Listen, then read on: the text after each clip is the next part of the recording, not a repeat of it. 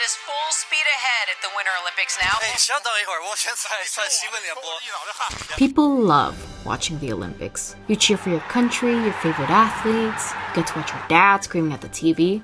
Oh, here it go! Bam! It's a good time. But what's going on behind the curtains, behind what we usually see, is much more sinister than what you'd care to believe. Now, the world can seem horribly bleak at times. It takes looking at a few news articles to become overwhelmed by the tragedies and despair that happen every hour. 11 people were killed. The need for distraction from these things is only human. Escapism into series, movies, sports, it's natural. But sometimes these distractions can be dangerous, harmful. If you aren't careful about looking at who is providing these distractions, who knows what will be wormed into your brain without you knowing. I don't like them putting chemicals in the water that turn the friggin' frogs gay.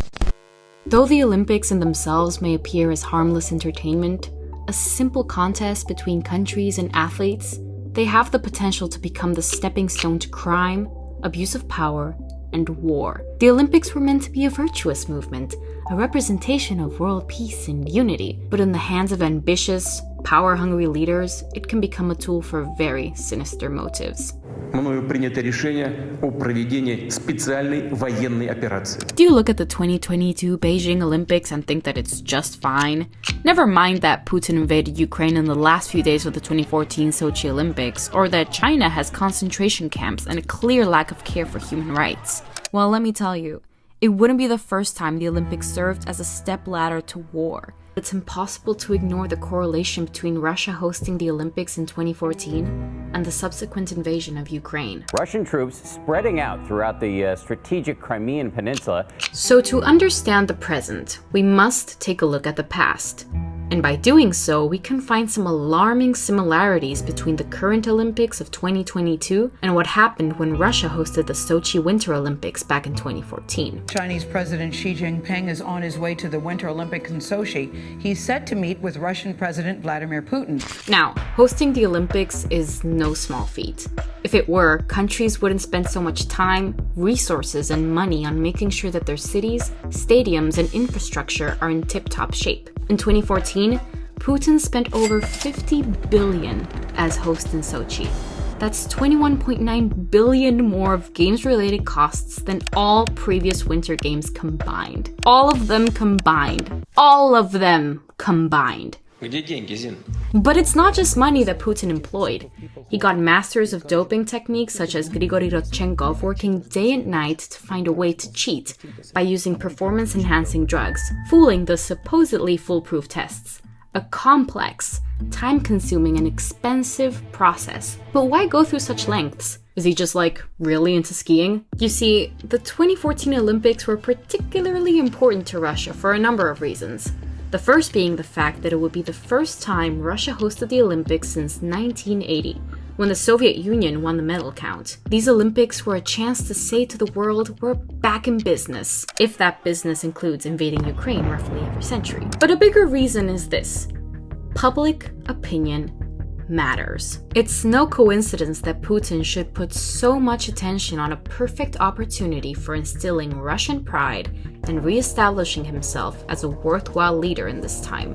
Since in late 2013, his approval ratings plummeted by 62%, the lowest figure since his ascent to power. And no amount of bear riding, martial arts demonstrations, or holding puppies sweetly would correct the growing political and economic instability. On top of it all, having journalists, politicians, and other government-related opposition consistently dying under mysterious circumstances will ultimately lead to getting voted off the island. Who knew? The list of your political opponents who are dead, prisoned, or jailed is long. What are you so afraid of? So what better way to get those reputation brownie points and save your image from the depths of hell than to, say, win a bunch of gold medals? It sounds silly, but events in which different countries compete are basically a powerhouse for nationalism and fanaticism. We get so invested in our own country winning that we identify with our teams. We become one. The country's enemies are our enemies. And when the country wins, we feel that we are winning. And who was the great, noble hero that led us to victory? And effectively, all the effort, all the money, and all the cheating paid off. Exactly 3 months after the Olympics and Putin's annex of Crimea, his approval had soared up to 85.9%. Russia's economy boomed, and it didn't matter that the doping had already exploded into a scandal, or that Russia was facing strict economic sanctions. The future of Ukraine must be decided by the people of Ukraine. Because the nationalistic pride was all that mattered, and the media loved him. Well, of course they did. He owns them. They're his puppets. Russia, like China, uses the media not to shine light on corruption or scandals, but to tell their story.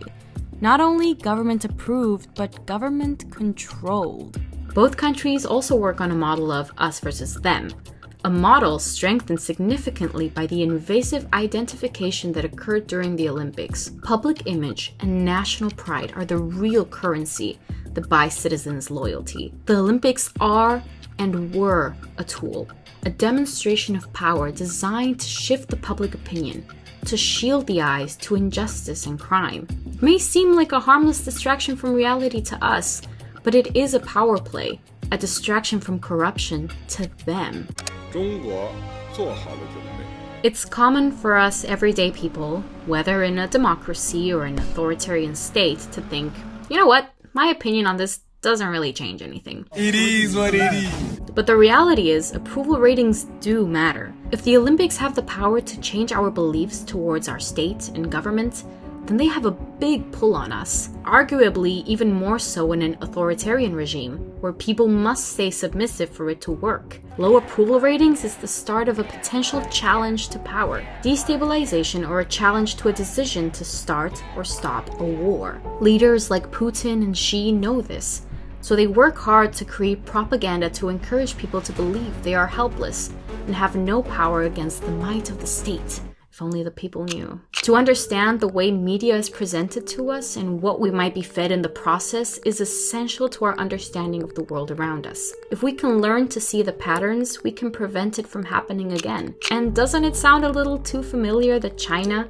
a country with accusations of crimes against human rights and democracy, would be hosting the Olympics, and that they might be taking it as an opportunity for propaganda to better their image? And they're not going to be so explicit as to put Xi Jinping's giant image in a car and parade it around the city. China may be subtle, but at the end of the day, the similarities between Russia and China are startling, especially when considering that China, like Russia with Ukraine, has been preparing to storm Taiwan for quite some time, a fact that the United States has already warned of. Apparently there's people in the streets in Taiwan saying today Ukraine, tomorrow Taiwan. There's obviously a lot of fear. I mean, it's not like the United States presidents are always right.